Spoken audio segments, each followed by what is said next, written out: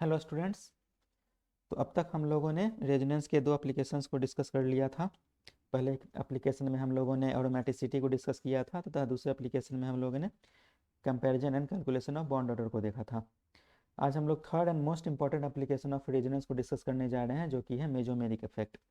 इस mesomeric effect के काफ़ी सारे क्वेश्चंस आपको ऑलमोस्ट हर चैप्टर में मिल जाएंगे, इसलिए काफ़ी इंपॉर्टेंट है और इसे आपको समझने की ज़रूरत है। तो सबसे पहले हम लोग देखते हैं कि ये मेसोमेरिक इफेक्ट की ज़रूरत ही क्यों पड़ी, आखिर ये है क्या। तो सबसे बेसिक एग्जांपल आप लिखेंगे यहाँ पे। तो इसमें हम लोग एक सिंपल से तरीके से इसको डिस्कस करने की कोशिश करते हैं कि सपोज ये अगर ये बेंजीन है और इस बेंजीन में रेजोनेंस होता है, तो रेजोनेंस के थ्रू ये पाई इलेक्ट्रॉन को इधर भी डोनेट कर सकता है या इधर भी डोनेट कर सकता है।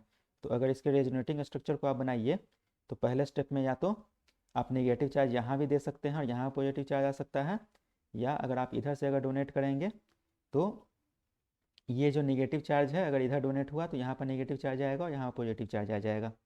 तो यहाँ पर हम लोग देख रहे हैं कि बेंजीन के जितने कार्बन हैं वो सारे इक्विवेलेंट हैं, और इसके बाद अगर कोई थर्ड सब्स्टिट्यूएंट आता है तो ये कहीं पर भी आ सकता है, और हम लोग ये डिसाइड नहीं कर सकते हैं कि ये कार्बन पर किस पर पॉजिटिव चार्ज ज़्यादा है या किस पर नेगेटिव चार्ज ज़्यादा है, क्योंकि ओवरऑल जो इसका बॉन्ड ऑर्डर है वो 1 है और सारे कार्बन पर इक्वल चार्ज हैं।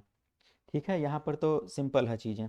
लेकिन जैसे ही हम किसी थर्ड सब्स्टिट्यूएंट्स को लगाते हैं यहाँ पर बेंजीन के ऊपर, सपोज़ कि कोई ऐसा ग्रुप है जिसके पास इलेक्ट्रॉन डोनेटिंग टेंडेंसी है, या कोई ऐसा ग्रुप हो जिसके पास इलेक्ट्रॉन विड्रॉइंग टेंडेंसी है, तो इस केस में बेंजीन के ऊपर रेजोनेंस के थ्रू क्या प्रभाव पड़ेगा, इसी को हम लोग डिस्कस करेंगे मेसोमेरिक इफेक्ट में। ठीक है, तो इसको हम लोग एक एक करके डिस्कशन करते हैं और समझने की कोशिश करते हैं। तो सबसे पहले हम देखते हैं कि इलेक्ट्रॉन डोनेटिंग ग्रुप क्या होता है और इलेक्ट्रॉन डोनेट करने के बाद बेंजीन के ऊपर क्या प्रभाव पड़ता है। तो सबसे पहले तो मेसोमेरिक इफेक्ट आप लोगों ने समझा कि अगर कोई ग्रुप अगर बेंजीन के ऊपर लगा है और वो अगर इलेक्ट्रॉन को डोनेट करता है या विड्रॉ करता है थ्रू रेजोनेंस, मोस्ट इंपॉर्टेंट ये है कि थ्रू रेजोनेंस, हम लोग जो भी कर रहे हैं रेजोनेंस के थ्रू ही कर रहे हैं, तो उसे हम लोग कहते हैं मेसोमेरिक इफेक्ट। तो पहले देखते हैं कि क्या सीन बन सकता है। तो ये एक बेंजीन है, बेंजीन के ऊपर हम लोगों ने एक इलेक्ट्रॉन डोनेटिंग ग्रुप लगा दिया है। ये बेंजीन की ऑक्सीजन के ऊपर एक लोन पेयर ऑफ इलेक्ट्रॉन है जो अपने इलेक्ट्रॉन को बेंजीन रिंग में डोनेट कर सकता है। तो रेजोनेंस के थ्रू देखते हैं कि इस पर क्या रेजोनेटिंग स्ट्रक्चर बनते हैं। तो ये अपने इलेक्ट्रॉन को यहाँ डोनेट करेगा जो कि पाई बॉन्ड बनेगा, और पाई बॉन्ड बनने के बाद यहाँ पर एक लोन पेयर ऑफ इलेक्ट्रॉन आएगा। तो यहाँ पर डबल बॉन्ड ओ, यहाँ पर नेगेटिव चार्ज, और यहाँ पर डबल बॉन्ड, यहाँ पर डबल बॉन्ड। और भी रेजोनेटिंग स्ट्रक्चर बन सकते हैं, देखते हैं। डबल बॉन्ड ओ, ये अपने लोन पेयर ऑफ इलेक्ट्रॉन को यहाँ डोनेट करेगा और ये अपने पाई बॉन्ड को यहाँ पर शिफ्ट करेगा।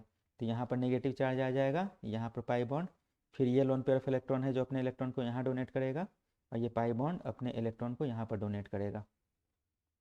डबल बॉन्ड ओ, यहाँ पर डबल बॉन्ड, यहाँ पर भी डबल बॉन्ड, यहाँ पर नेगेटिव चार्ज। एक और स्ट्रक्चर बन सकता है, ये अपने पाई लोन पेयर ऑफ इलेक्ट्रॉन को यहाँ पर डोनेट करेगा और ये पाई बॉन्ड यहाँ से शिफ्ट हो जाएगा।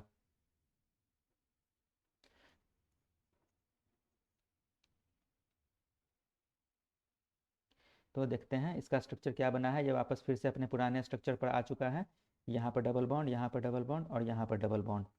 ठीक है, तो हम लोगों ने देखा कि ये यहाँ से यहाँ पर ये रेजोनेटिंग स्ट्रक्चर बनकर आ रहा है, तो ये ऑलमोस्ट सेम ही ग्रुप है, बट आप देख रहे हैं कि पहले जो डबल बॉन्ड यहाँ पर हुआ करता था अब ये बॉन्ड यहाँ पर है, जिसके थ्रू किसके थ्रू हो रहा है, ये रेजोनेंस के थ्रू हो रहा है। बस मोस्ट इंपॉर्टेंट ये है कि यहाँ पर देख रहे हैं कि हम लोग बेंजीन रिंग पर इसके ऑर्थो और पारा पोजीशन पर एक्स्ट्रा नेगेटिव चार्ज डेवलप हो रहा है।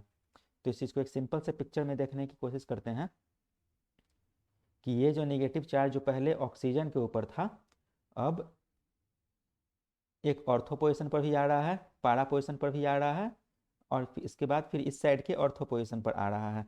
तो जो नेगेटिव चार्ज सिर्फ ऑक्सीजन के ऊपर था इसने अपने इलेक्ट्रॉन को डोनेट कर दिए, और इलेक्ट्रॉन को डोनेट करने पर ऑक्सीजन बेंजीन के ऊपर इलेक्ट्रॉन डेंसिटी बढ़ गई। और डेंसिटी कहाँ पर बढ़ी, तो सिर्फ और सिर्फ ऑर्थो और पारा पोजीशन पर बढ़ी, लेकिन मेटा पोजीशन पर इसका कोई इफेक्ट नहीं हुआ। तो इस तरह से हम लोग देखते हैं कि कोई इलेक्ट्रॉन डोनेटिंग ग्रुप है जो बेंजीन में लगा हुआ है, तो अपने इलेक्ट्रॉन डोनेटिंग टेंडेंसी के कारण बेंजीन के ऊपर इलेक्ट्रॉन की डेंसिटी बढ़ा देगा, और वो किसके थ्रू हो रहा है, रेजोनेंस के थ्रू हो रहा है। अगर यहाँ पर अगर रेजोनेंस नहीं रहता तो यहाँ पर इसकी इलेक्ट्रॉन डेंसिटी इंक्रीज नहीं होती। तो इलेक्ट्रॉन डोनेटिंग टेंडेंसी के कारण इस पर इलेक्ट्रॉन की डेंसिटी बढ़ चुकी है, और इसी को हम बोल रहे हैं प्लस एम इफेक्ट। आगे हम लोग देखेंगे कि अगर किसी रीजन से अगर ये इलेक्ट्रॉन की डेंसिटी घटाता है तो उसे हम लोग बोलेंगे माइनस एम इफेक्ट।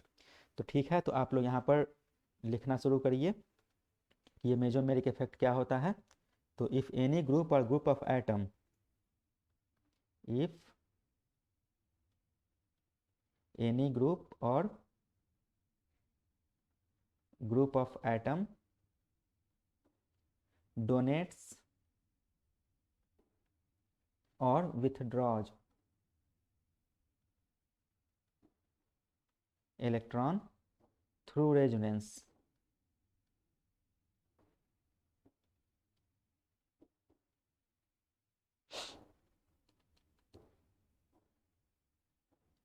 ये रेजोनेंस इंपॉर्टेंट है क्योंकि ये इलेक्ट्रॉन देने और लेने की टेंडेंसी जो भी हुई है वो रेजोनेंस के थ्रू हुई है। तो donate by withdraw electron through resonance, it is called mesomeric effect.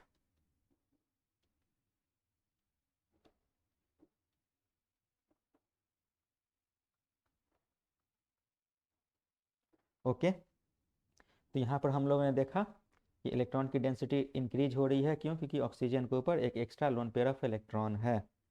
तो आगे आप लिखेंगे कि ये जो मेसोमेरिक इफेक्ट है, हम लोग देख लेते हैं कि ये रेजोनेंस का पार्ट है। तो जितने भी मेसोमेरिक इफेक्ट हैं वो ऑल आर रेजोनेंस इफेक्ट, लेकिन जो सारे रेजोनेंस इफेक्ट हैं वो सारे के सारे मेसोमेरिक इफेक्ट नहीं हैं। तो ये एक इम्पॉर्टेंट पॉइंट है, आप नोट देकर लिखेंगे। All mesomeric effect are, all mesomeric effects are resonance effect.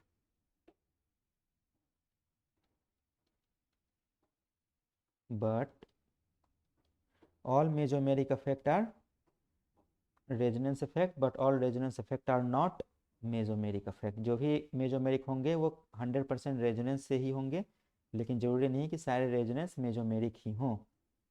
But all resonance effect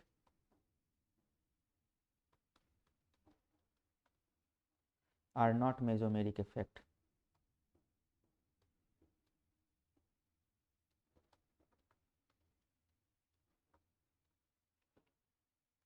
okay, तो इसके बाद और हम लोग देख रहे हैं कि इस मेसोमेरिक इफेक्ट के कारण जो बेंजीन रिंग है उसके ऊपर इलेक्ट्रॉन की डेंसिटी इंक्रीज हो रही है और नेगेटिव चार्ज जनरेट हो रहा है, सिर्फ और सिर्फ कहाँ पर? ऑर्थो एंड पारा पोजीशन, और मेटा पोजीशन के ऊपर कोई प्रभाव नहीं पड़ रहा है। तो ये भी आप लिखेंगे due to substituent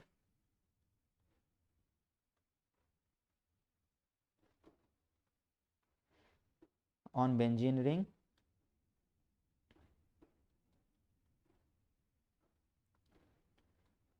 we see that after resonance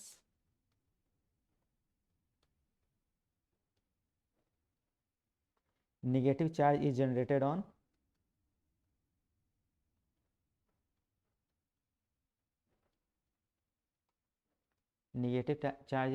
on ortho and para position,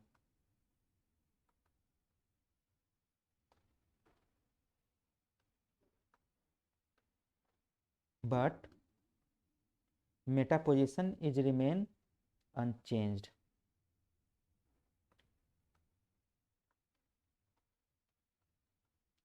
meta position is remain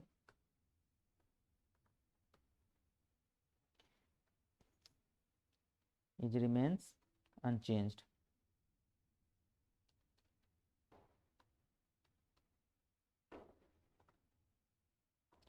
I hope कि आपको ऑर्थो मेटा पारा पोजीशन पता है। सपोज कि आपके पास एक बेंजीन रिंग है, तो कोई अगर सब्स्टिट्यूएंट अगर लगा हुआ है तो ये जो पोजीशन होता है इसे हम बोलते हैं ऑर्थो, ये जो पोजीशन होता है इसे हम बोलते हैं मेटा, और ये सामने वाला पोजीशन है इसे कहते हैं हम पारा। तो ये पोजीशन इसके रिस्पेक्ट में, एक्स के रिस्पेक्ट में हम लोग देख रहे हैं कि अगर सेकंड पोजीशन पर रहा तो इस साइड से रहा चाहे इस साइड से, ये दोनों ऑर्थो हो जाएंगे। अगर थर्ड पोजीशन पर रहे तो ये मेटा हो जाएंगे, ये भी इसी साइड जो हो जाएगा ये मेटा हो जाएगा ये पोजीशन, और सामने वाला पोजीशन पारा होता है। तो आई होप कि ये आपको पता हो। ठीक है, तो इस मेसोमेरिक इफेक्ट के कारण इलेक्ट्रॉन डेंसिटी ऑर्थो और पारा पोजीशन पर इंक्रीज हो रही है। तो लिखेंगे electron density is increased on ortho and para position.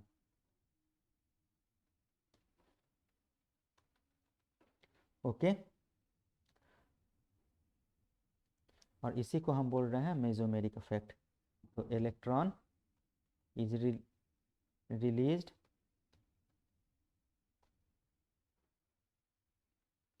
Bye this group, जो भी ग्रुप हम लोगों ने लगाया है on benzene ring,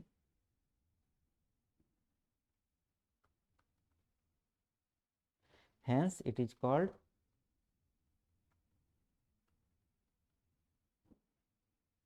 plus M effect.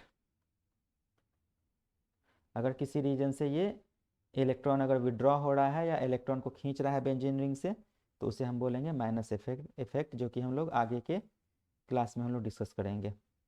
ठीक है, तो पहले हम लोग समझ लेते हैं कि कौन कौन से ग्रुप होंगे जो प्लस एम इफेक्ट शो करेंगे और उनका क्या क्या ऑर्डर होगा, उनका क्या स्ट्रेंथ होगा। उसके बाद हम लोग क्वेश्चंस पढ़ाएंगे। तो आप लोग आगे लिखेंगे group which shows plus M effect.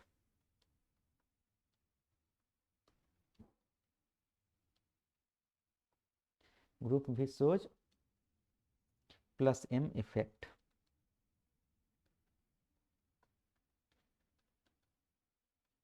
तो ऊपर के एग्जाम्पल में हम लोगों ने देखा कि ऑक्सीजन के ऊपर एक लोन पेयर ऑफ इलेक्ट्रॉन था, इसने इस लोन पेयर ऑफ इलेक्ट्रॉन को इस बेंजीन रिंग में डोनेट किया।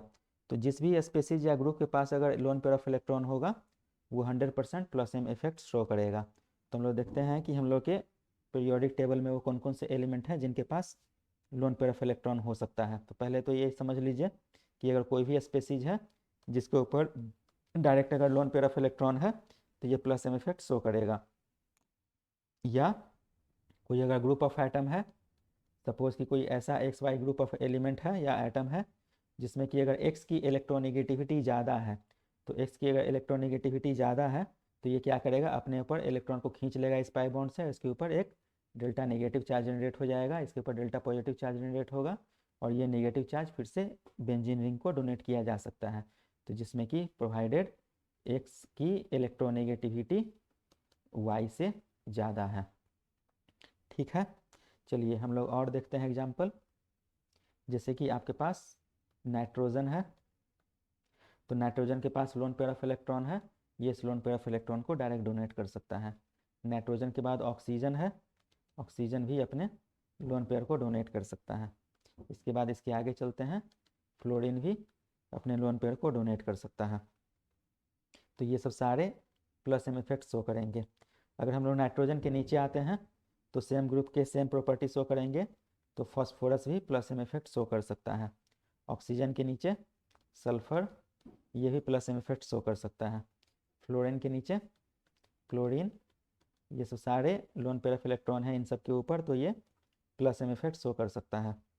सल्फर के नीचे सेलेनियम और इसके नीचे ब्रोमीन और आयोडीन। तो हम देखते हैं कि इन लोग सब के ऊपर लोन पेयर ऑफ इलेक्ट्रॉन है, तो ये अपने लोन पेयर ऑफ इलेक्ट्रॉन को बेंजीन रिंग में डोनेट करके प्लस एम इफेक्ट शो कर सकता है। तो ठीक है, इसके बाद हम लोग समझने की कोशिश करते हैं कि सारे तो इफेक्ट दे सकता है, लेकिन क्या सारे की स्ट्रेंथ बराबर रहेगी या अलग अलग रहेगी। तो हम लोग इन सारे एग्जाम्पल में कंपैरिजन करके देखते हैं कि इसमें प्लस एम इफेक्ट का क्या ऑर्डर हो सकता है। तो सपोज करिए कि हम लोग एक एग्जाम्पल लें जिसमें कि फ्लोरीन, क्लोरीन, ब्रोमीन और आयोडीन, इसे अगर समझने की कोशिश करें कि इसमें किसका प्लस एम इफेक्ट ज़्यादा हो सकता है, तो इसको हम लोग कैसे डील करेंगे। तो आप लोग लिखेंगे comparison of plus M effect. इस कंपैरिजन से आपको स्ट्रेट फॉरवर्ड सवाल आपको हर जगह मिल जाएंगे, नीट में ही मिल जाएंगे और आईआईटी में ही मिल जाएंगे। आपको डिफरेंट डिफरेंट सब्स्टिट्यूएंट्स दिया रहेगा, उसमें आपको बताना रहेगा कि इसमें किसका ऑर्डर क्या हो सकता है, या इसके बेसिस पर आपको एसिडिटी या बेसिसिटी कैलकुलेट करने के लिए मिलेगी। ठीक है, तो पहले समझते हैं कि हो क्या रहा है यहाँ पे। तो सपोज करिए कि यहाँ पर कोई एक ग्रुप लगा हुआ है जिसे हम एक्स बोल रहे हैं, एक्स की जगह ये चारों में से कुछ भी हो सकता है, और इसके पास एक excess lone pair of electron है। तो ये अपने लोन पेयर को इसमें डोनेट कर रहा है और ये अपने इलेक्ट्रॉन को यहाँ डोनेट कर रहा है, जिसके कारण कुछ इस तरीके का सीन आ रहा है। और यहाँ पर नेगेटिव चार्ज और यहाँ पर डबल बॉन्ड। तो हम देखते हैं कि ये एक्स है, इसको हम एक्स ही मान लेते हैं तत्काल के लिए। तो ये एक्स कार्बन के साथ डबल बॉन्ड बना रहा है, एक पाई बॉन्ड बना रहा है। ठीक है, तो जो भी स्पेसीज इस कार्बन के साथ डबल बॉन्ड अच्छे से बना लेगा, वो अच्छे से अपने इलेक्ट्रॉन को डोनेट कर देगा। एक बेसिक तरीके से हम लोग इस चीज़ को समझ सकते हैं कि फ्लोरीन, क्लोरीन, ब्रोमीन, आयोडीन में जिसका भी पाई बॉन्ड का ओवरलैप कार्बन के बॉन्ड ऑर्बिटल के साथ अच्छे से हो रहा है, वो अपने इलेक्ट्रॉन को अच्छे से डोनेट कर रहा है। तो ठीक है, समझने की कोशिश करते हैं। तो हो क्या रहा है, it has to form a pi bond. ये इंपॉर्टेंट है, it has to form pi bond. तो हम लोग देखते हैं कि कौन सा स्पेसीज अच्छे से पाई बॉन्ड बना सकता है। तो फ्लोरीन, क्लोरीन, ब्रोमीन और आयोडीन। तो कार्बन के लिए हम लोग देखते हैं, तो कार्बन का क्या होता है ऑर्बिटल, या पहले इसको हम लोग देखते हैं। तो इसके आउटर मोस्ट और किस में है, तो 2p में है आउटर मोस्ट इलेक्ट्रॉन, इसके 3p में, इसके 4p में और इसके 5p में। तो कार्बन का जब भी बॉन्ड बनेगा, तो इसके साथ अगर बनेगा तो इसके 2p का बॉन्ड बनेगा इसके साथ। कार्बन और फ्लोरीन का किसके साथ बनेगा, ये 2p पाई और 2p पाई बॉन्ड बनेगा। ये होप कि आप समझते हैं कि ये p पाई बॉन्ड क्या होता है। और ये दोनों का अगर साइज हम कंपैरिजन करेंगे, तो दोनों का साइज ऑलमोस्ट सेम है, दोनों 2p है। तो इसका ओवरलैप कुछ अच्छे से होगा। लेकिन जैसे ही हम क्लोरीन का एग्जाम्पल लेते हैं, तो अगर हम लोग कार्बन और क्लोरीन का अगर बॉन्ड बनाते हैं, तो कार्बन का क्लोरीन का के लिए क्या कौन कौन सा बॉन्ड बन सकता है, इसके लिए बनेगा 2p पाई बॉन्ड बनेगा। लेकिन हम लोग को पता है कि कार्बन क्लोरीन जो है ये 3p है, तो इसको 2p पाई और 3p पाई का बॉन्ड बनाना पड़ेगा। ये इस तरह का पाई बॉन्ड बनेगा, जो कि ओवरलैपिंग कुछ इस तरह से होगा। ये कार्बन का हो जाएगा और ये क्लोरीन का हो जाएगा, जो कि साइज कुछ बड़ा रहेगा। तो हम लोग यहाँ पर देखते हैं कि इसका जो ओवरलैपिंग है, साइज इंक्रीज होने के कारण इसकी ओवरलैपिंग अच्छी नहीं रहेगी, लेकिन इसका साइज कंपैरिजन में है, इसलिए इसकी ओवरलैपिंग अच्छी रहेगी। अगर इसको और आगे अगर हम जाते हैं, तो कार्बन और ब्रोमीन के लिए इसका जो ओवरलैपिंग रहेगा, ये थोड़ा सा और कॉम्प्लिकेटेड रहेगा, क्योंकि कार्बन का ऑर्बिटल छोटा है और ब्रोमीन का ऑर्बिटल और ज़्यादा बड़ा हो गया है, तो इसकी भी ओवरलैपिंग अच्छी से नहीं होगी। तो हम लोग देखते हैं कि फ्लोरीन का ओवरलैपिंग अच्छे से हो रहा है, और जैसे जैसे हम लोग नीचे आते जा रहे हैं, वैसे वैसे ओवरलैपिंग का ऑर्डर डिक्रीज होते चला जा रहा है। तो इसको आप नोट डाउन करेंगे, fluorine will form a stronger pi bond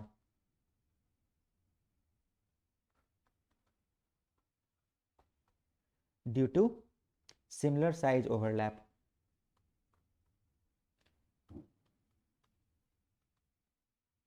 Due to similar size overlap of p orbital. ठीक है, तो फ्लोरीन का सबसे अच्छे से ओवरलैप होगा और आयोडीन का सबसे लीस्ट हो जाएगा। तो इससे हम लोग देखते हैं कि जैसे जैसे हम लोग ग्रुप में ऊपर से नीचे आएंगे, ये ओवरलैप डिक्रीज होते चला जाएगा, और प्लस m का जो ऑर्डर होगा वो भी डिक्रीज होते चला जाएगा। तो इसे भी आप नोट डाउन करेंगे, as we go down the group plus m effect decreases. तो यहाँ पर प्लस m का जो ऑर्डर हो जाएगा, सबसे ज़्यादा फ्लोरीन, क्लोरीन, ब्रोमीन और इसके बाद आयोडीन। तो ये ऑर्डर होगा प्लस m इफेक्ट का। और जैसे जैसे हम लोग ऊपर से नीचे आएंगे किसी भी ग्रुप के लिए, तो प्लस m इफेक्ट का ऑर्डर डिक्रीज होगा। कुछ और एग्जाम्पल हम लोग देखते हैं, जैसे कि एक OH है और एक SH है।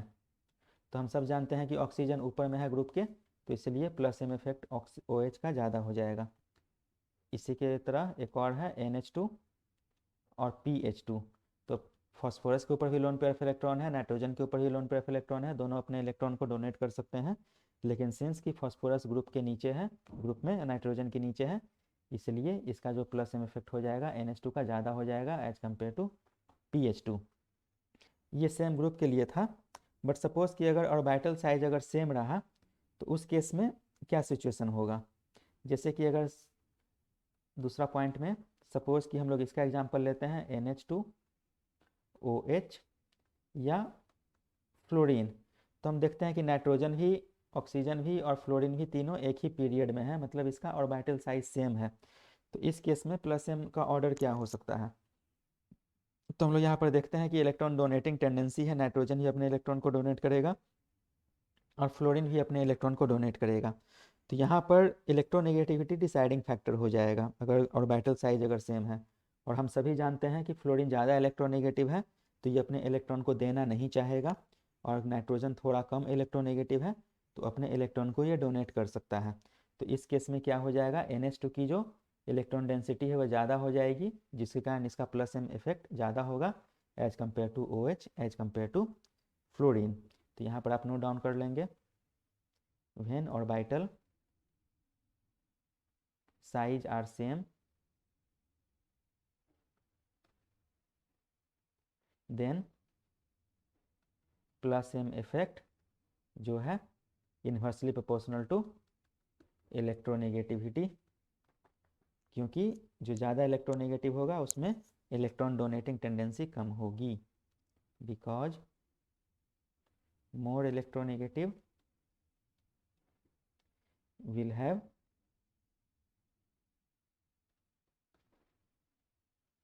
less tendency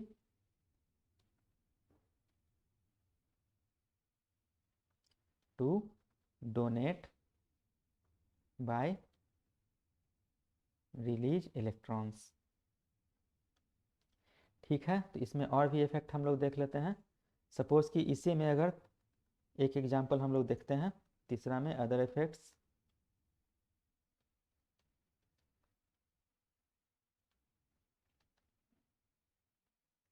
सपोज आपके सामने एक एग्जांपल हो NH2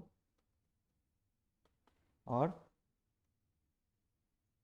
NH और यहाँ पर C डबल बॉन्ड O और CH3। इस केस में प्लस एम इफेक्ट किसका ज़्यादा होगा। तो यहाँ पर नाइट्रोजन के ऊपर भी लोन पेयर ऑफ इलेक्ट्रॉन है, यहाँ भी नाइट्रोजन के ऊपर लोन पेयर ऑफ इलेक्ट्रॉन है, ये बेंजीन रिंग से अटैच्ड है। बट हम लोग यहाँ पर देख रहे हैं कि यहाँ पर C double bond O group भी है, जिसको हम लोग पहले भी हम लोग पढ़े थे, double bond then single bond then lone pair of electron. तो यहाँ पर भी कंजुगेशन का केस आ रहा है। तो अगर इस लोन पेयर को मैं अगर नीचे बना दूँ यहाँ से काट कर, तो यहाँ से आप देख सकते हैं कि यहाँ से भी रेजोनेंस हो सकता है। तो इसके जो इलेक्ट्रॉन हैं जो कि 100% अवेलेबल होने चाहिए थे फॉर रेजोनेंस, अब ये इधर डिस्ट्रीब्यूट हो चुके हैं। तो जो इलेक्ट्रॉन बेंजीन रिंग में डिस्ट्रीब्यूट होता वो अब इधर भी डिस्ट्रीब्यूट हो रहा है, जिसके कारण ये इलेक्ट्रॉन की अवेलेबिलिटी घट जाएगी बेंजीन रिंग पे। लेकिन यहाँ पर नाइट्रोजन के ऊपर जो लोन पेयर ऑफ इलेक्ट्रॉन है वो 100% अवेलेबल है, और अपने 100% इलेक्ट्रॉन को इस बेंजीन रिंग में डोनेट कर सकता है, जिसके कारण बेंजीन रिंग के ऊपर जो चार्ज डेंसिटी होगी वो इसके कंपैरिजन में ज़्यादा होगी। तो इस केस में क्या होगा कि इसकी जो प्लस एम इफेक्ट होगी वो इससे ज़्यादा होगी। क्यों? क्योंकि इसमें ऑलरेडी एक रेजोनेंस अवेलेबल है जो कि इलेक्ट्रॉन डेंसिटी को घटा रहा है बेंजीन रिंग के ऊपर, और इसके जो इलेक्ट्रॉन हैं वो 100% अवेलेबल हैं। ठीक है, तो यहाँ पर लिख लेंगे it is due to region that lone pair of electron is distributed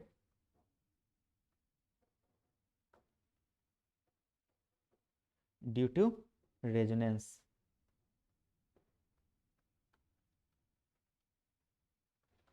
due to resonance, hence donating tendency is decreased।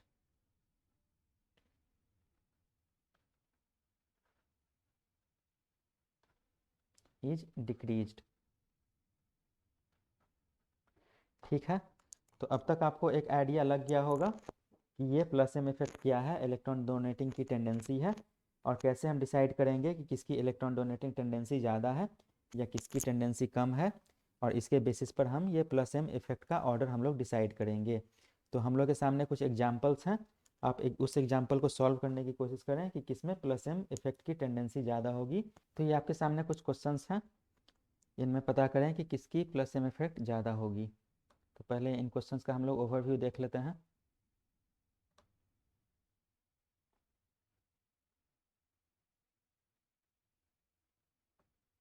ठीक है।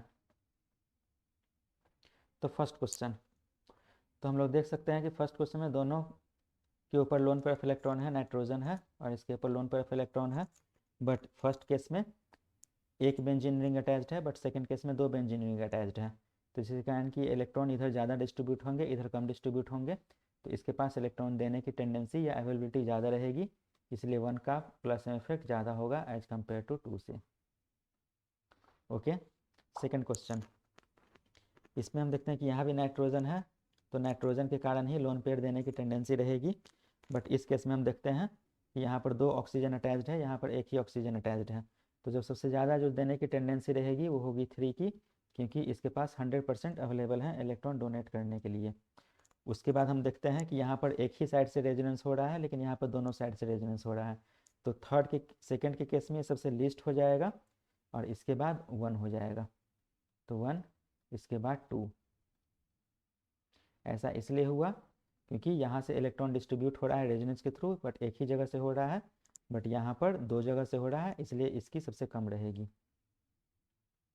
नेक्स्ट क्वेश्चन, 1 और 2 में यहाँ भी ऑक्सीजन के ऊपर available loan pair of electron है जो कि डोनेट कर सकता है।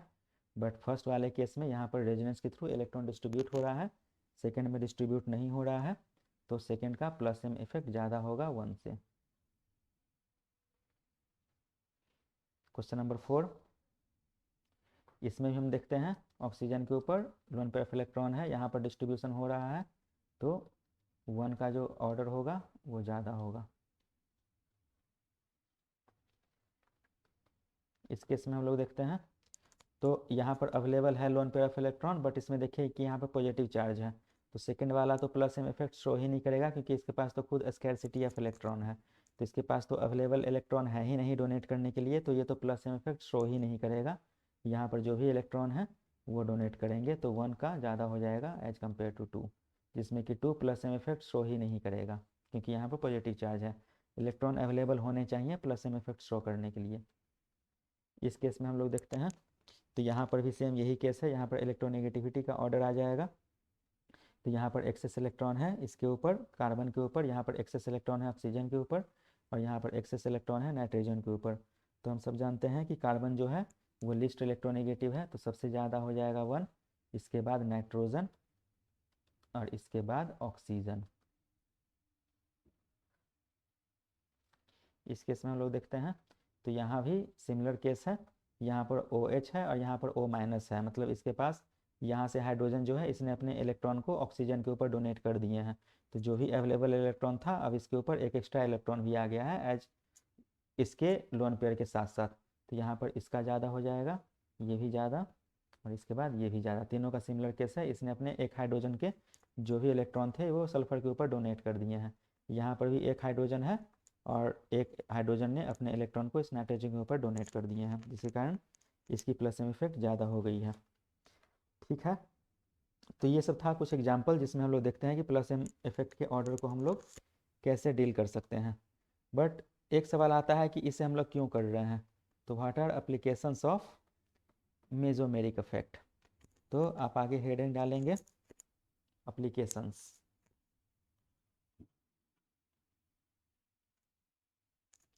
तो इसका मोस्ट एप्लीकेशन जो है कि ये जो प्लस एम इफेक्ट है ये कार्बोकैटायन की स्टेबिलिटी को इंक्रीज करता है। Plus M effect increases the stability of carbocations.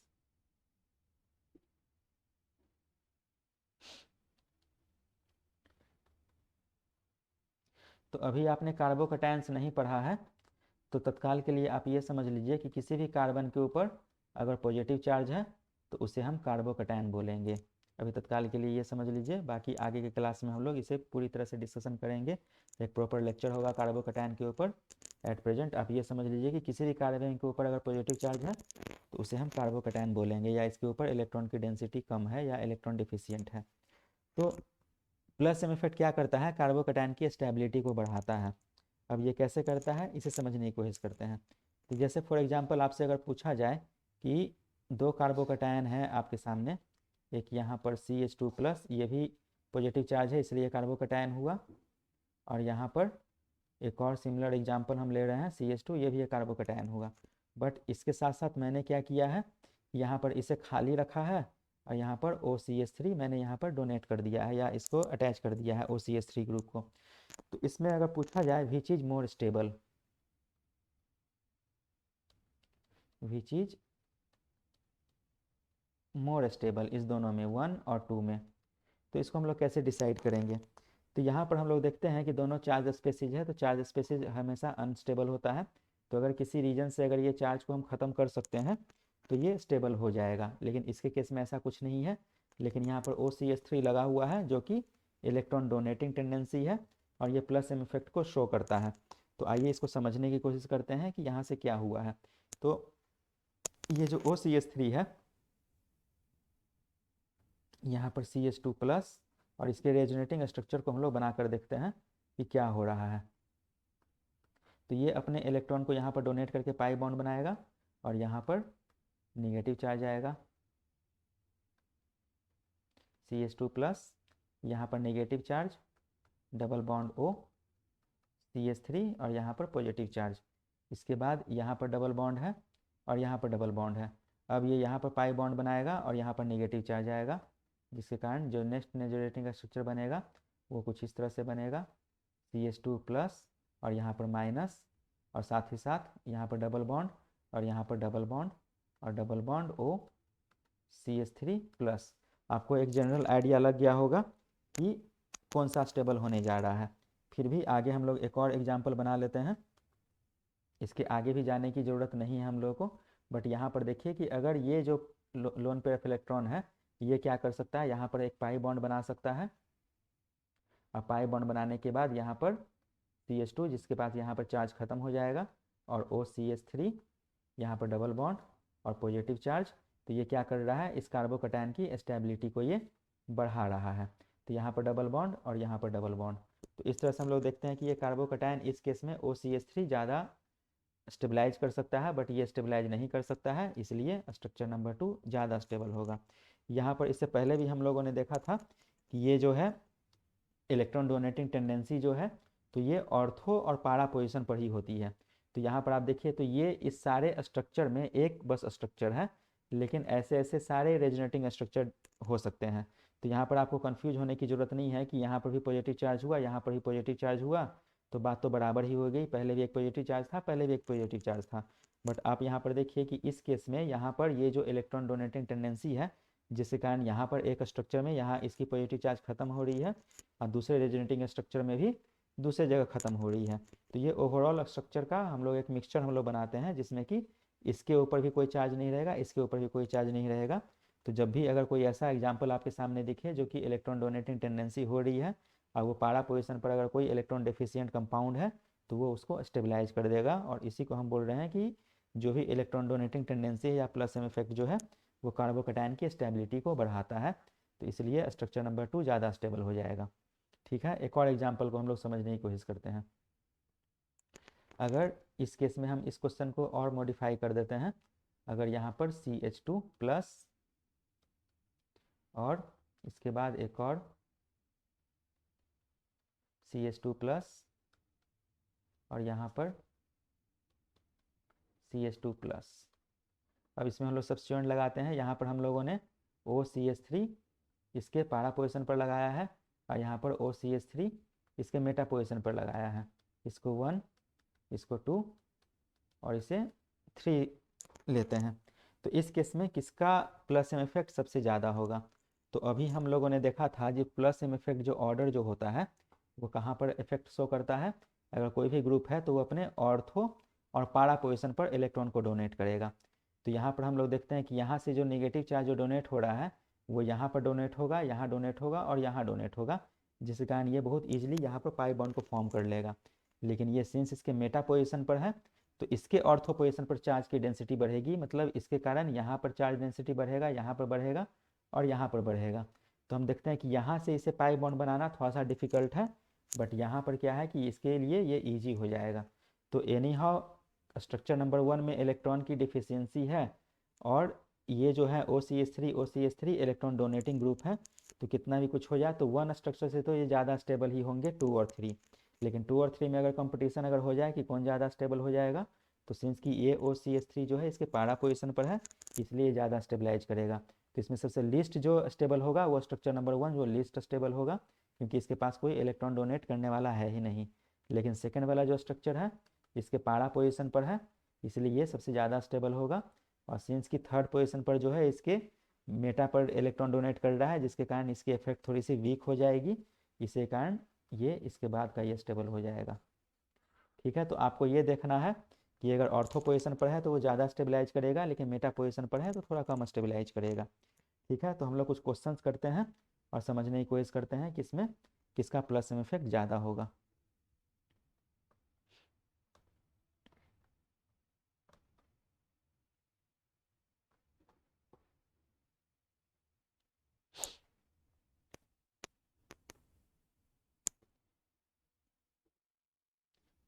तो पहले आप इस चीज़ को नोट करेंगे कि plus M effect increases the stability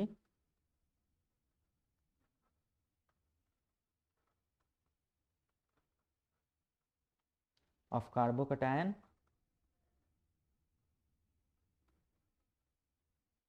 which is present on ortho para position.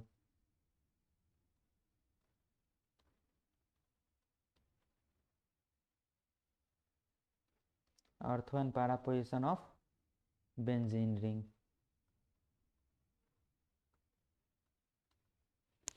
ठीक है, तो हम लोग कुछ क्वेश्चन डिस्कशन करते हैं और देखते हैं कि किसकी स्टेबिलिटी ज़्यादा होगी।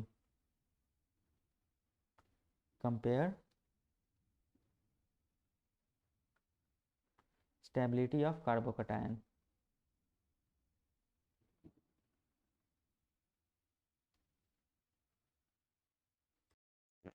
ये आपके सामने कुछ क्वेश्चंस हैं, इसे सॉल्व करने की कोशिश करेंगे। तो फर्स्ट क्वेश्चन में हम लोग देख रहे हैं कि जो OH ग्रुप है ये पारा पोजीशन पर है पहले वाले केस में, लेकिन सेकेंड वाले में जो है मेटा पर है, तो इसलिए इसकी स्टेबिलिटी ज़्यादा हो जाएगी, क्योंकि हमें पता है कि जो ऑर्थो पोजीशन पर है उसका इफेक्ट ज़्यादा होता है as compare to meta position. Second question हम लोग देखते हैं, इसकी नंबरिंग कर देते हैं, इसको 1, इसे 2 और इसे 3 कहते हैं। तो नाइट्रोजन अपने लोन पेयर ऑफ इलेक्ट्रॉन को डोनेट करेगा दोनों केस में और कार्बोकैटायन की स्टेबिलिटी को बढ़ाएगा। बट इस केस में हम लोग देख रहे हैं कि इसके पास दो NH2 ग्रुप है, जिसके कारण सेकेंड वाले की जो ऑर्डर हो जाएगी सबसे ज़्यादा हो जाएगी। इसके बाद यहाँ पर जो है पारा पोजीशन पर है, इसलिए इसके बाद 1 हो जाएगा, और ये थर्ड के केस में ये मेटा पोजीशन पर है, इसलिए इसका जो प्लस एम इफेक्ट का जो रेट है वो सबसे कम हो जाएगा। नेक्स्ट क्वेश्चन, इस केस में देखिए यहाँ पर कार्बोकैटायन है, यहाँ पर भी कार्बोकैटायन है, और इलेक्ट्रॉन कहाँ से निकल के आ रहा है, ये ऑक्सीजन के ऊपर से निकल के आ रहा है। लेकिन हम देखते हैं कि यहाँ पर जो ऑक्सीजन पर एक ऊपर लोन पेयर ऑफ इलेक्ट्रॉन है वो डिस्ट्रीब्यूट हो रहा है थ्रू रेजोनेंस से, तो इसका जो इफेक्ट हो जाएगा वो कुछ कम हो जाएगा, इसलिए इसका प्लस में इफेक्ट ज़्यादा होगा। इस केस में हम लोग देखते हैं इसे 1, इसे 2 और इसे 3। तो सबसे पहले तो देखते हैं कि एफ में तो डबल बॉन्ड है ही नहीं, मतलब ये तो मेजोमेरिक इफेक्ट शो ही नहीं करेगा। स्टार्टिंग क्लास में ही मैंने बताया था कि मेजोमेरिक इफेक्ट के लिए रेजोनेंस होना जरूरी है, और रेजोनेंस के लिए कंजुगेशन या पाई बॉन्ड होना जरूरी है, जिसमें कि ये नहीं है। तो हम लोग आगे के क्लास में लोग देखेंगे, ये एक इंडक्टिव इफेक्ट का पार्ट है जो कि हम लोग आगे डिस्कशन करेंगे। तो उसके बाद यहाँ पर नाइट्रोजन और ऑक्सीजन जो है, तो ऑक्सीजन में हम लोग देखते हैं कि नाइट्रोजन ज़्यादा इलेक्ट्रोनेगेटिव, नाइट्रोजन कम इलेक्ट्रोनेगेटिव है, इसलिए इसका जो हो जाएगा प्लस इफेक्ट सबसे ज़्यादा हो जाएगा। इसके बाद ऑक्सीजन का हो जाएगा, और सबसे कम फ्लोरीन का हो जाएगा, जो कि है थर्ड।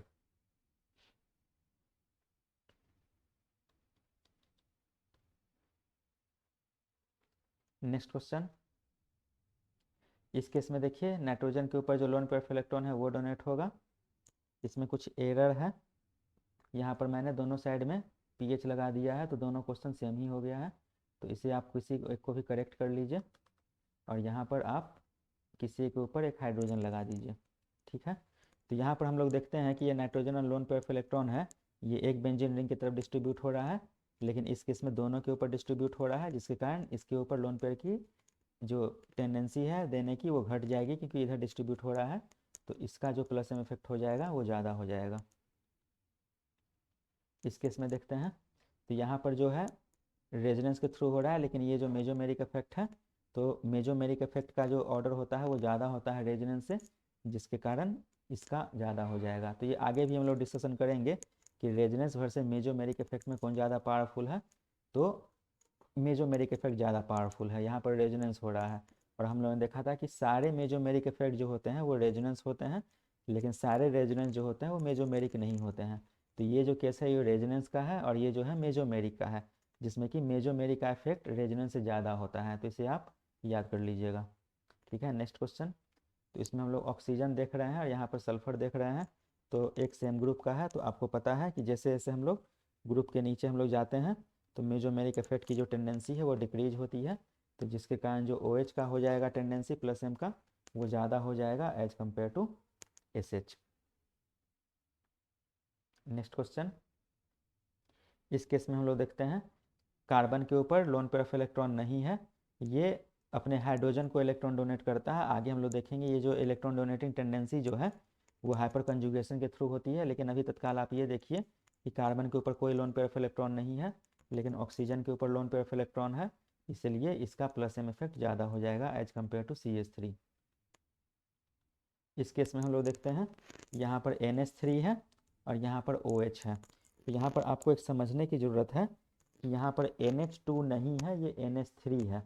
तो अगर NH2 होता तब यहाँ पर लोन पेयर ऑफ इलेक्ट्रॉन होता, लेकिन जब मैंने यहाँ पर NH3 लगा दिया है तो इसके ऊपर अब लोन पेयर ऑफ इलेक्ट्रॉन नहीं रह गया है, क्योंकि मैंने एक और हाइड्रोजन को अटैच कर दिया है, तो इसके ऊपर अब loan pair of electron available नहीं है।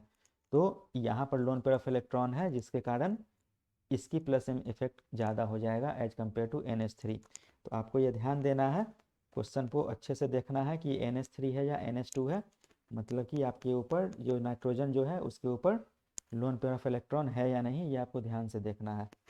ठीक है, तो ये था प्लस एम इफेक्ट जो कि था इलेक्ट्रॉन डोनेटिंग टेंडेंसी। तो आगे हम लोग मूव करते हैं माइनस एम इफेक्ट जो कि है इलेक्ट्रॉन विड्रॉइंग टेंडेंसी। तो इसको भी समझने की कोशिश करते हैं कि ये क्या है। तो माइनस एम इफेक्ट जो कि है इलेक्ट्रॉन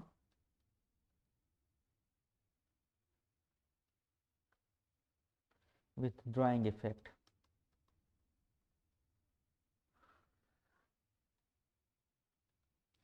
तो ये ऐसा क्यों हो रहा है, तो पहले तो हम लोग देखते हैं कि ये कौन कौन से ग्रुप हैं जो इलेक्ट्रॉन विड्रॉइंग इफेक्ट या माइनस एम इफेक्ट शो करते हैं। ठीक है, तो पहले एक सिंपल सा एग्जाम्पल को हम लोग लेते हैं। सपोज करिए कि आपके सामने एक एग्जाम्पल है बेंजीन रिंग में, इसके ऊपर हम लोगों ने NO2 को अटैच कर रखा है। तो ऑक्सीजन हम लोगों को पता है कि ये ज़्यादा इलेक्ट्रोनेगेटिव है, तो इलेक्ट्रोनेगेटिव होने के कारण ये अपने इलेक्ट्रॉन को इधर खींच लेगा, जिसके कारण इसके ऊपर डेल्टा नेगेटिव और इसके ऊपर एक डेल्टा पॉजिटिव चार्ज आ जाएगा। तो इस पॉजिटिव चार्ज आने के कारण ये क्या होगा कि ये जो पाई इलेक्ट्रॉन है ये नाइट्रोजन की तरफ शिफ्ट होंगे, क्योंकि इसके पास इलेक्ट्रॉन की डेंसिटी कम हो चुकी है। तो ये अपने पाई बॉन्ड को इधर शिफ्ट करेगा और ये जो इलेक्ट्रॉन है ये इधर मूव करेगा। तो इसका हम पहला रेजोनेटिंग स्ट्रक्चर बनाते हैं जो कि कुछ इस तरह से बनेगा NO, और यहाँ पर ये जो इलेक्ट्रॉन है ये इधर शिफ्ट हो गया है और यहाँ पर एक पाई बॉन्ड का फॉर्मेशन हो गया है, बट इसके कारण यहाँ पर एक पॉजिटिव चार्ज आ चुका है। ठीक है, इसके आगे भी हम लोग कर सकते हैं, ये जो पाई बॉन्ड है ये इधर शिफ्ट होगा और यहाँ पर ये पॉजिटिव चार्ज जनरेट हो जाएगा। तो ये पॉजिटिव चार्ज यहाँ पर, पाई बॉन्ड यहाँ पर, डबल बॉन्ड NO और O माइनस, और यहाँ पर एक डबल बॉन्ड। अब ये पाई बॉन्ड फिर इधर शिफ्ट होगा और यहाँ पर पॉजिटिव चार्ज जनरेट होगा, NO और यहाँ पे डबल बॉन्ड। हम देख लेते हैं कि कहाँ पर पॉजिटिव चार्ज आ रहा है, ये अब यहाँ आ रहा है। इसके बाद एक और फाइनल स्ट्रक्चर आएगा जिसमें कि ये अपने इलेक्ट्रॉन को यहाँ पर डोनेट करेगा।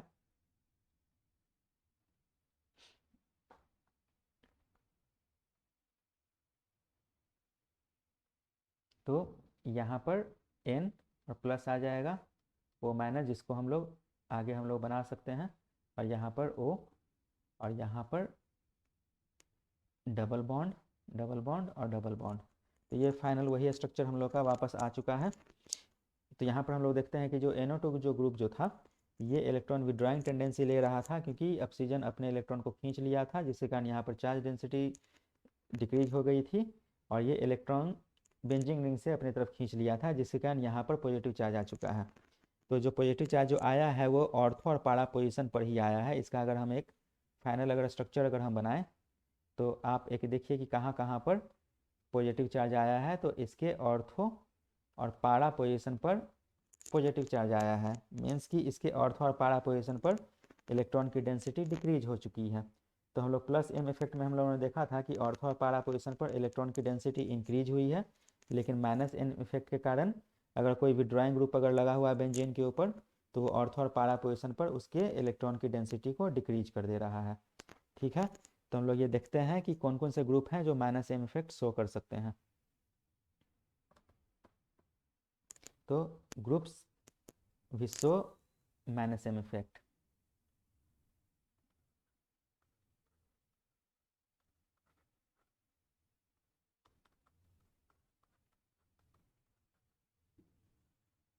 तो groups which show minus M effect, तो सपोज करिए कि कोई ऐसा ग्रुप हो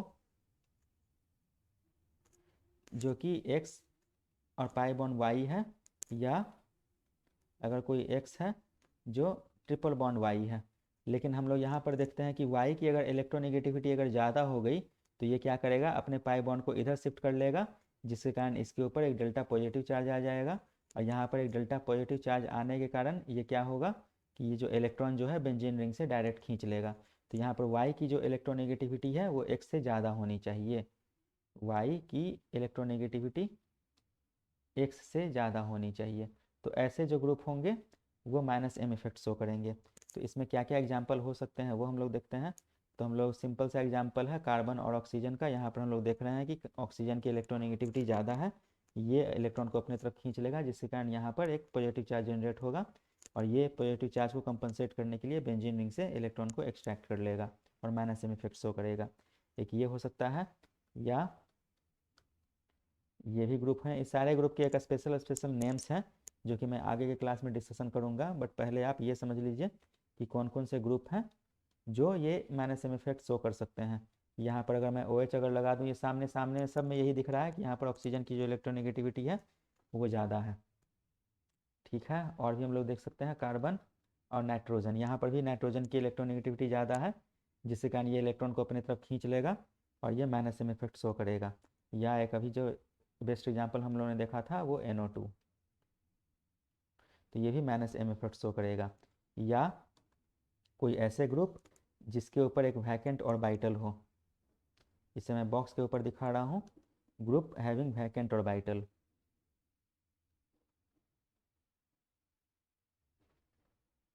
वैकेंट ऑर्बिटल, जैसे कि सपोज करिए कि यहाँ पर BH2 ग्रुप है, तो इसके पास हम लोगों को पता है कि वैकेंट ऑर्बिटल है, तो ये भी बेंजीन रिंग से इलेक्ट्रॉन को खींच सकता है जो कि इसके वैकेंट ऑर्बिटल में जाएगा। इसके बाद क्लोरीन, तो क्लोरीन हम लोगों ने पहले देखा था कि ये इलेक्ट्रॉन डोनेट करता है, लेकिन यहाँ पर इसके पास वैकेंट D ऑर्बिटल भी होता है, तो क्लोरीन माइनस एम इफेक्ट भी शो करेगा। तो हम लोग अलग अलग केस देखेंगे कि कब ये प्लस एम इफेक्ट शो कर रहा है और कब ये माइनस एम इफेक्ट शो कर रहा है। तो यहाँ पर माइनस एम इफेक्ट शो करने के लिए इसके पास वैकेंट D ऑर्बिटल्स हैं, जिसके कारण ये जो इलेक्ट्रॉन जो खींचेगा बेंजीन रिंग से इसके वैकेंट D ऑर्बिटल में जाएगा। तो एक छोटा सा कंसेप्ट है जो आपको समझने की ज़रूरत है, जो क्लोरीन जो है दोनों शो करता है, हम लोग एग्जाम्पल्स में देखेंगे। ठीक है, तो ये जो इफेक्ट है ये भी हम लोगों ने देखा कि ये इफेक्ट सिर्फ और सिर्फ ऑर्थो और पारा पोजिशन पर ही हो रहा है। Effect is on ortho by para position. ठीक है, ये जो है इलेक्ट्रॉन विदड्रॉइंग इफेक्ट है।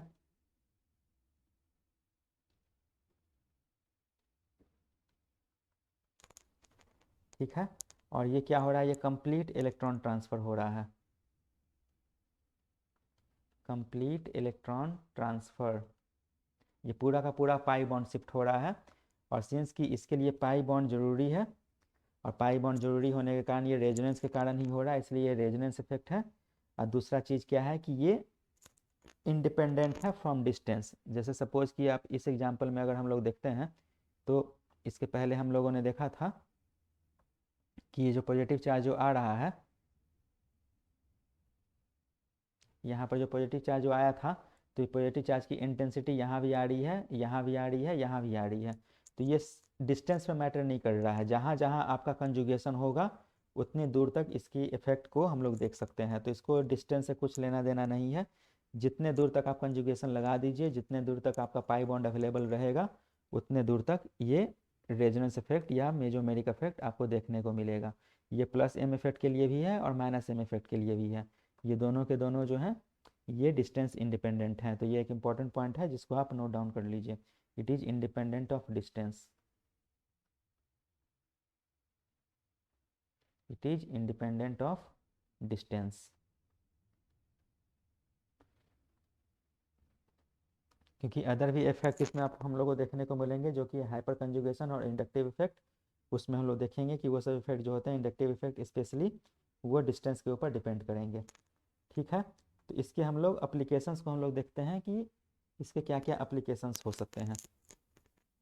ठीक है, तो इसके पहले जो अप्लीकेशन है ये कार्ब अनायन की स्टेबिलिटी को बढ़ाता है। एप्लीकेशंस,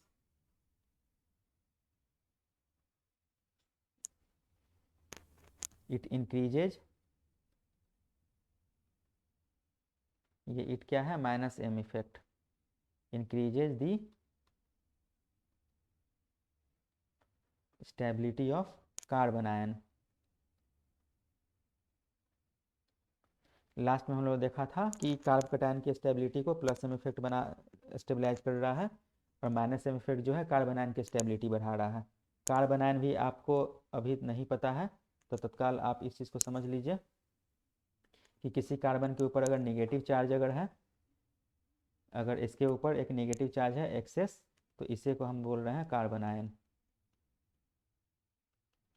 तो यहाँ पर हुआ क्या है कि इसका जो चौथा जो हाइड्रोजन है उसने क्या किया है कि अपने बॉन्ड के इलेक्ट्रॉन को कार्बन के ऊपर डोनेट कर दिया है, जिसके कारण इसके ऊपर एक एक्सेस नेगेटिव चार्ज आ गया है। ठीक है, तो ये सिमिलर टू कार्ब कटायन ही है, बट इसके ऊपर एक नेगेटिव चार्ज है। ठीक है, तो इसमें कितने पाई बॉन्ड है या कितने सिग्मा बॉन्ड है, इसको हम लोग देखने की कोशिश करते हैं। तो इसके पास 3 सिग्मा बॉन्ड्स हैं। ऐसे कार्बन आयन की प्रॉपर्टी आगे भी मैं डिस्कशन करूँगा, पहले जो सिंपल सिंपल सा है उसे मैं अभी बता दे रहा हूँ। इसमें पाई बॉन्ड एक भी नहीं है, तो नोट कर लेंगे 0 पाई बॉन्ड। इसके बाद इसके कितने लोन पेयर ऑफ इलेक्ट्रॉन है, तो it has 1 loan pair of electron. इसके पास कोई वैकेंट ऑर्बिटल नहीं है, क्योंकि इसके जो वैकेंट ऑर्बिटल में इलेक्ट्रॉन एक आ चुका है, तो it has 0 vacant orbital.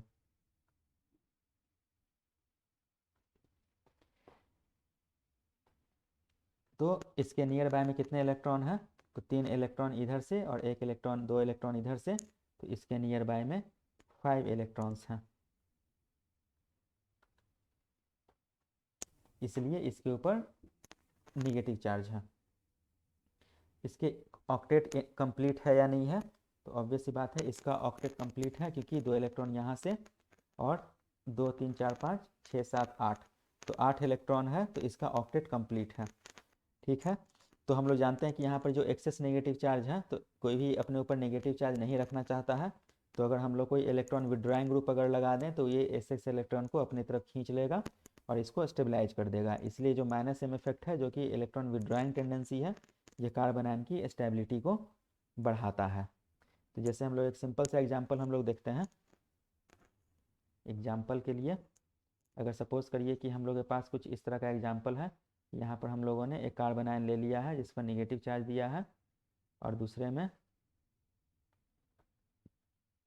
CH2 minus, और यहाँ पर हम लोगों ने एक ग्रुप लगाया है NO2 जो कि है माइनस एम इफेक्ट शो करता है। यहाँ पर भी NO2 है जो माइनस एम इफेक्ट शो करता है। तो किसकी स्टेबिलिटी ज़्यादा होगी, तो हम लोगों ने देखा है कि जो माइनस एम इफेक्ट है वो ऑर्थो और पारा पोजिशन पर ज़्यादा होता है, जिसके कारण इसकी स्टेबिलिटी ज़्यादा हो जाएगी as compare to this one. तो ठीक है, तो हम लोग कुछ क्वेश्चंस करते हैं और उसे सॉल्व करने की कोशिश करते हैं कि किसकी स्टेबिलिटी ज़्यादा होगी।